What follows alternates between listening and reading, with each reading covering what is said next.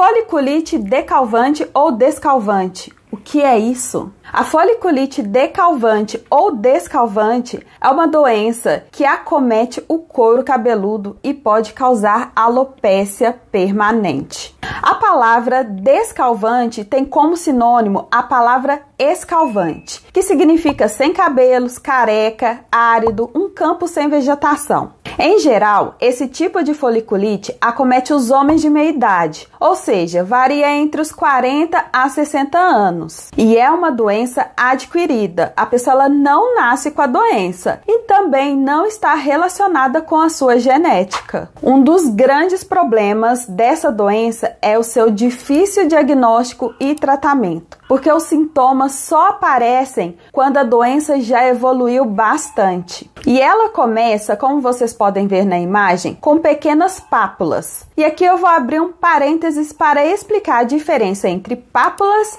e pústulas. As pápulas são pequenas lesões mais sólidas e elevadas na pele. São arredondadas, endurecidas e costumam ser avermelhadas. Já as pústulas são pápulas, porém contendo pus. Bem, no caso da foliculite descalvante, essas pápulas que inicialmente não têm pus começam a coçar bastante, a pele fica muito fina e lisa, ela dói bastante, a pessoa sente muita queimação e pode sentir também como se fosse umas pontadas, como se alguém estivesse dando umas agulhadas em cima das lesões. E à medida que a doença avança sobre essas pápulas, começam a se desenvolver pústulas, ou seja, começa a ter pus dentro das pápulas. E essas pústulas começam a se romper e formam pequenas ulcerações na pele, que são feridas mais profundas. E em geral são amareladas e essas feridas começam a sangrar com muita facilidade. E se o tratamento não for iniciado logo no início, novas pústulas vão se formando, podendo acometer todo o couro cabeludo. Mas em alguns casos, mesmo após o início do tratamento, em algumas pessoas a doença pode continuar evoluindo, como nesse caso que vou mostrar a foto para vocês. Essa imagem foi retirada de um livro e mostra a imagem do paciente 2 anos antes de ter iniciado o tratamento e 2 anos depois de ter iniciado o tratamento. O couro cabeludo foi totalmente acometido pela doença. Infelizmente, o organismo do paciente não respondeu bem aos tratamentos que foram propostos na época. E isso, infelizmente, pode acontecer em alguns casos. Além disso, a pessoa acometida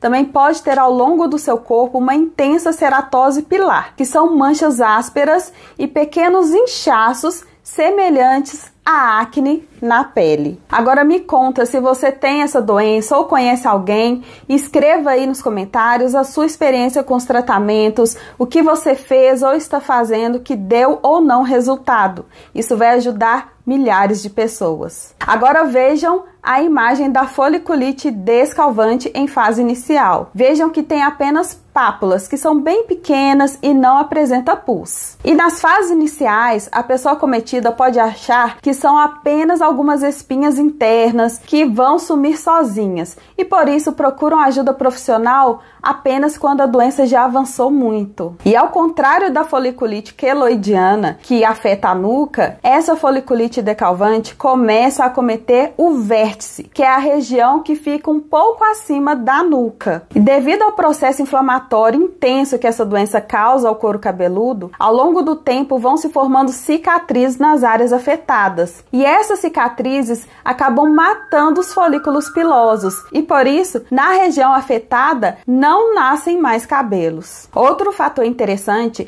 é que algumas pessoas podem perceber que no mesmo folículo piloso podem estar saindo mais de 4, 5 fios de cabelo. Às vezes podem sair até 10, 15 ou mais fios do mesmo lugar. E isso se confunde com outro tipo de foliculite, que é a foliculite em tufos. A pessoa fica com o couro cabeludo igual de uma boneca, com vários fios saindo do mesmo lugar. Se você pegar a cabeça de uma boneca, você vai observar que naquele furinho saem diversos fios. E é isso que acontece na foliculite em tufos. Porém, na foliculite decalvante ou descalvante, isso também pode acontecer. Há relatos na literatura de que a pessoa percebeu que saíram mais fios de cabelo do mesmo lugar após 4 anos de ter feito o tratamento para a foliculite decalvante. E qual é a causa dessa doença? Infelizmente, a ciência ainda não tem uma resposta concreta para nos dar. Isso torna o tratamento muito desafiador. Embora se acredite que a bactéria Staphylococcus aureus esteja envolvida no agravamento dos casos,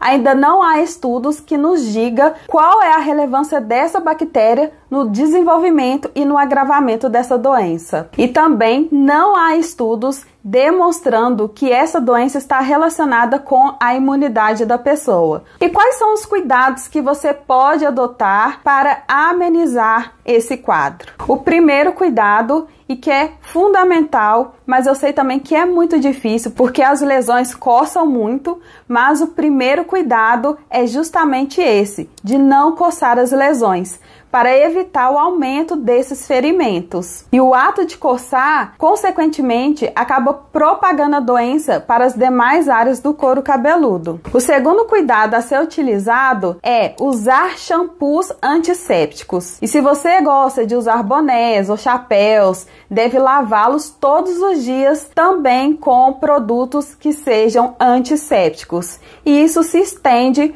para as fronhas do seu travesseiro. Bom, esses são os cuidados básicos que você deve adotar. Quanto aos tratamentos clínicos, devido ao fato de não ter ainda uma causa muito bem definida acerca dessa doença, como eu já mencionei, o tratamento é desafiador. Mas existem casos de sucesso em que a pessoa teve a remissão da doença. E aqui eu vou citar alguns tratamentos disponíveis até o momento e vou deixar aí abaixo um link para você ter acesso aos artigos científicos, caso queira se aprofundar no assunto. Lembrando que é super importante que você procure ajuda médica, pois esse caso requer tratamento medicamentoso também. Nesse caso, pode ser necessário o uso de corticoides sistêmicos e antibióticos. Já o uso da isotretinoína sistêmica é controverso. Alguns autores defendem o seu uso, já outros dizem ser ineficaz.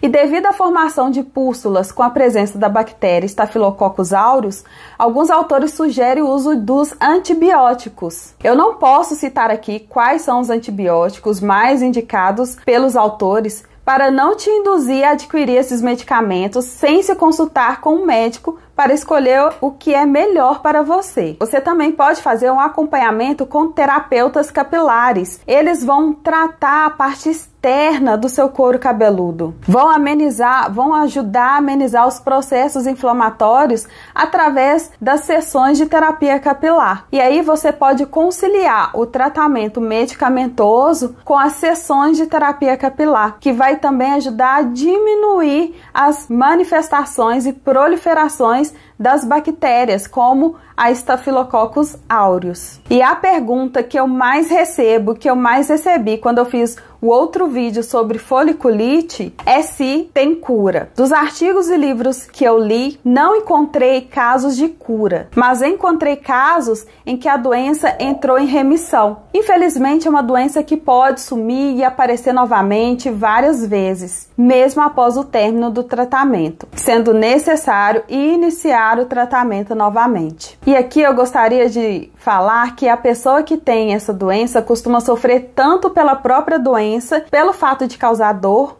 como também tem o seu psicológico muito abalado pela estética que fica o couro cabeludo. Por isso, é muito importante ter o apoio de seus familiares e amigos, e um acompanhamento psicológico também pode ajudar no controle emocional. Se este vídeo foi útil a você e te trouxe esclarecimentos sobre essa doença, então peço que você deixe o seu like e compartilhe com mais pessoas para ajudar o canal e se inscreva para não perder os próximos vídeos. E se você quer sugerir um tema para o vídeo sobre tricologia, sobre doenças tricológicas, sobre terapia capilar, deixe aí nos comentários, porque estarei lendo todos os comentários. Muito obrigada por ter assistido até aqui e até o próximo vídeo. Tchau, tchau!